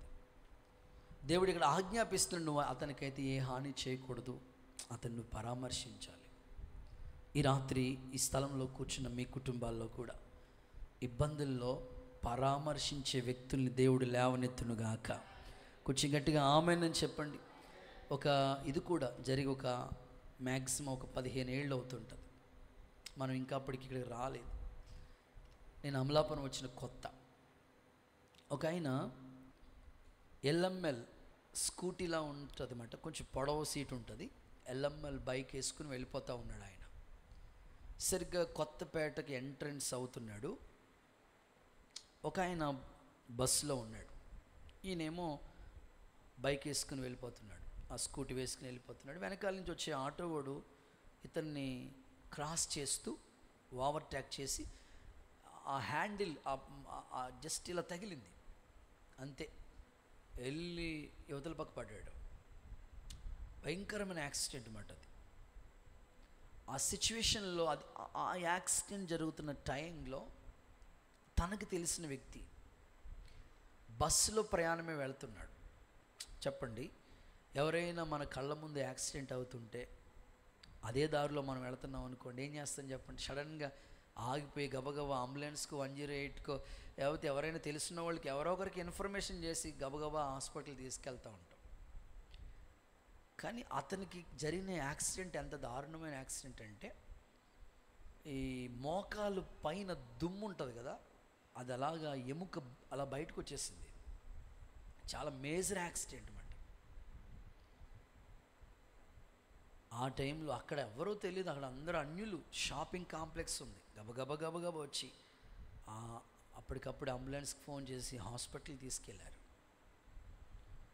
చాలా మేజర్ యాక్సిడెంట్. నిజమే, ఇలాంటి సంభవాలు జరుగుతున్నప్పుడు అనేకులు పరామర్శిస్తూ ఉంటారు. ఇది ఎలా అంటే దేవుని ప్రేమే. ఒక సేవకునిగా నేను కోరుకుంటున్నాను, ఎవరు ఏ ఇబ్బందుల్లో ఉన్నా పరామర్శించే మంచి సమరయుడు నీకు తోడుగా ఉన్నాడు. ఆమేన్ చెప్పండి ఒకసారి గట్టిగా, హల్లెలూయా అని చెప్పండి. కాబట్టి నేను ముగిస్తున్నాను. ఇబ్బందుల్లో ఉన్నాను, నాకు త్వరగా ఉత్తరం ఇమ్మని దావీదు కోరుకున్నాడు. ఒక రాజుగారికి ఏంటి ఇబ్బంది అంటే, చాలా విషయాలు చెప్పాను మీకు. అసలు ఇబ్బందికి గల కారణాలు ఏంటో కూడా చెప్పాను.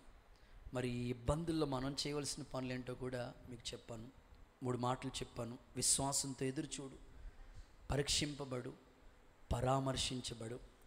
ఈ అనుభవంలో నువ్వు నడిపించబడాలని నేను కోరుకుంటూ ఈ కొద్ది మాటలు దేవుడు మన వెనుకల్లో దీవించునుగాక. అందరూ అలాగే మోకరించండి. చిన్న ప్రార్థన చేసుకుని నీ ఇబ్బందుల్లో దేవుడు తోడై ఉండి నేను నడిపించబోతున్నాడు. ఈ ఉపవాస ప్రార్థన నీ కొరకే దేవుడు అంగీకరించి నీ కన్నీళ్లు తుడిచి నీ ఇబ్బందుల్లో ఆయన తోడుగా ఉండి సహాయం చేయబోతున్నాడు. 2 చేతుల పైకి అందరూ స్తోత్రం స్తోత్రం స్తోత్రం అని చెప్పండి గట్టిగా, హుషారుగా చెప్పాలి. స్తోత్రం అని చెప్పండి, స్తోత్రం అని చెప్పండి. యేసయ్యా, నేను ఇబ్బందుల్లో ఉన్నాను, నాకు త్వరగా ఉత్తరం ఇమ్మయ్యా.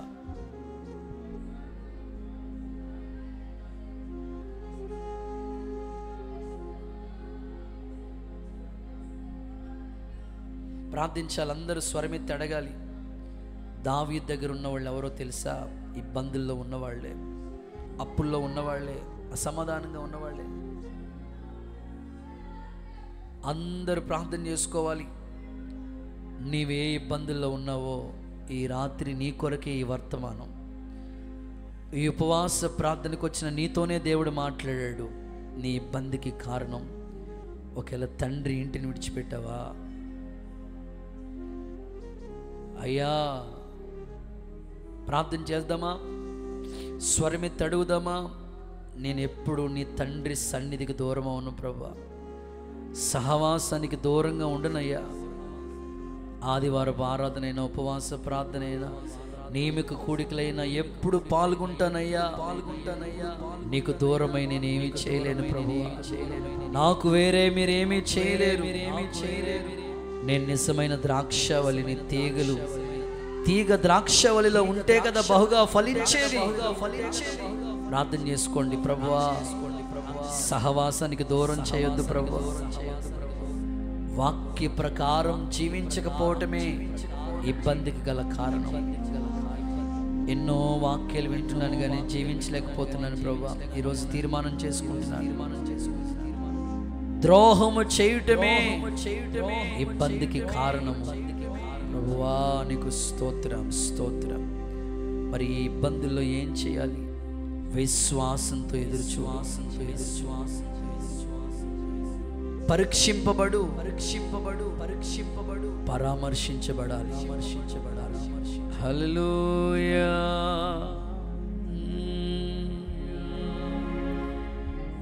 నీ మాట చాలయ్యా, నీ చూపు చాలయ్యా, నీ తోడు చాలయ్యా, నీడ చాలయ్యా. నీవుంటే నాకు చాలు యేసయ్యా, నీ వెంటే నేను ఉంటానేసయ్యా. నీవుంటే నాకు చాలు యేసయ్యా, నీ వెంటే నేను. చెప్దాం. నీ మాట చాలయ్యా, నీ చూపు చాలయ్యా, నీ తోడు చాలయ్యా, నీ నీడ చాలయ్యా. నీ చూపు చాలయ్యా, నీ తోడు చాలయ్యా, నీ నీడ చాలయ్యా, చాలయ్యా. నీవుంటే నాకు చాలు యేసయ్యా,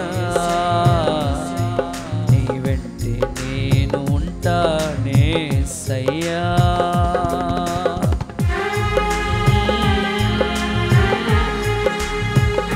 యేసయ్యా యేసయ్యా, నేను ఇబ్బందుల్లో ఉన్నాను, నాకు త్వరగా ఉత్తరమివ్వు. హల్లెలూయా హల్లెలూయా.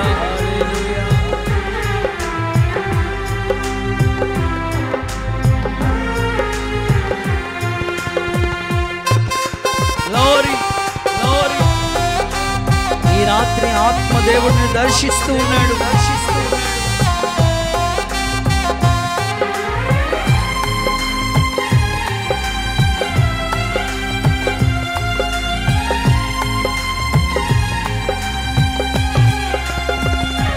ఎన్ని బాధలున్నను ఇబ్బందులైనను, ఎంత కష్టమొచ్చినా నిష్ఠురమైనను, ఎన్ని బాధలున్నను ఇబ్బందులైనను,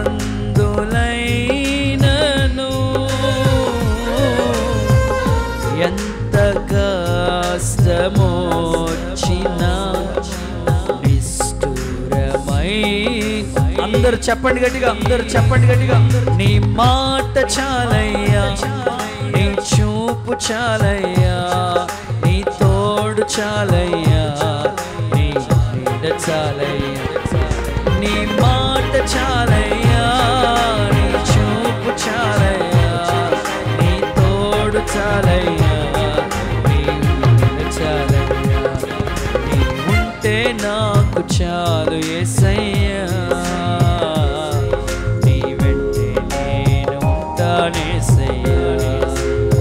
బ్రతుకునావా పగిలినా, కడలి పాలైనను, అలలు ముంచి వేసిన ఆశలు అనగారిన.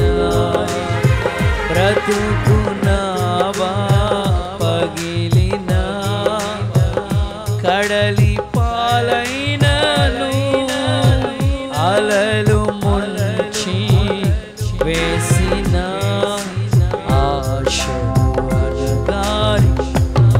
నీ మాట చాలయ్యా, నీ చూపు చాలయ్యా, నీ తోడు చాలయ్యా, నీ నీడ చాలయ్యా. నీ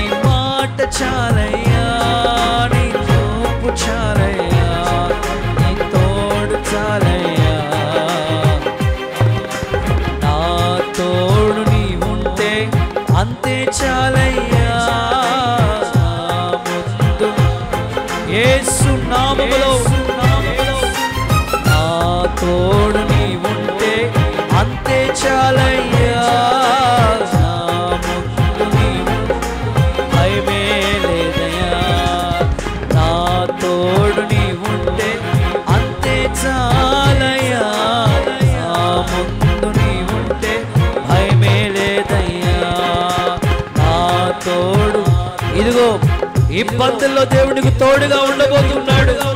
నిన్ను పరామర్శించబోతున్నాడు, నిన్ను పరీక్షించబోతున్నాడు. విశ్వాసంతో ఎదురు చూడు, ఎదురు చూడు. ఇప్పుడే ఒక బలమైన శక్తి దేవుడు ఇబ్బంది కొలుములో పరీక్షిస్తూ ఉన్నాడు. ఇబ్బంది కొలుములో పరీక్షిస్తూ ఉన్నాడు.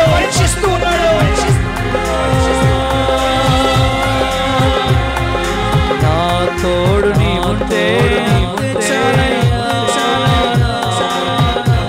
నాకు తోడుగా ఉండు ప్రభువా, నన్ను దాటి వెళ్ళొద్దు ప్రభువా, ఇబ్బంది కొలుములో పరీక్షలో నిలవాలి.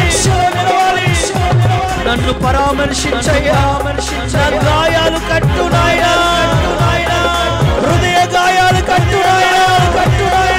నా తోడు నీ ఉంటే అంతే చాలయ్యా, నా ముందు నీ ఉంటే భయమే లేదయ్యా.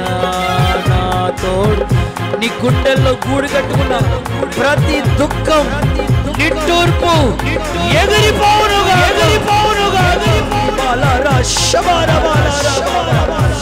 దుఃఖము నిట్టూర్పు ఎగిరిపోవునుగా. ఇబ్బందుల్లో పరామర్శించబడునుగా.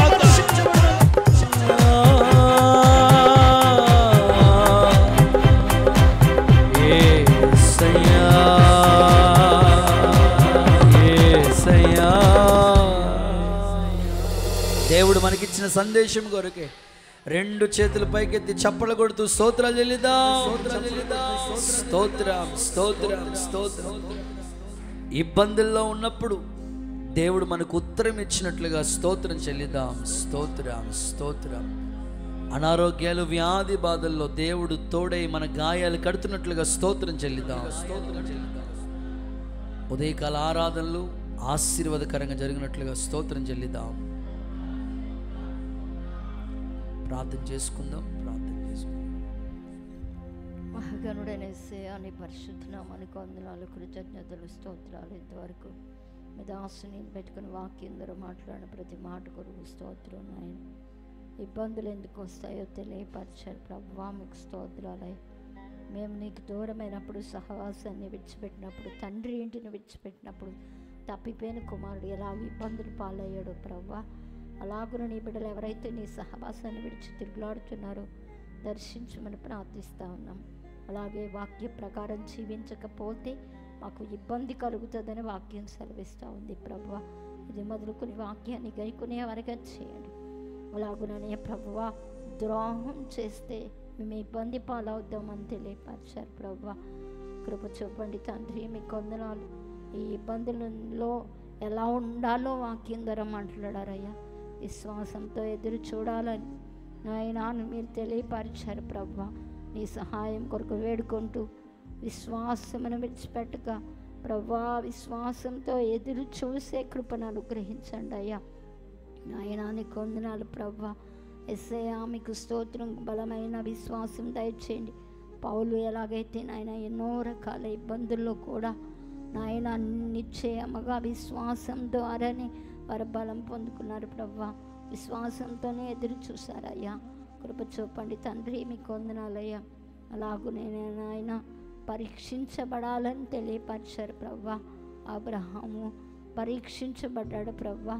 ఇదిగో నాయన శ్రమ మాకు ఓర్పును, ఓర్పు పరీక్ష నిరీక్షణ కలుగు చేస్తుందని తెలియపరిచారు నాయన. భక్తులకు కలుగుతున్నటువంటి పరీక్షల్లో వారి పరిశోధింపబడుతున్నప్పుడు జయం పొందుకోవడానికి సహాయం చేయి.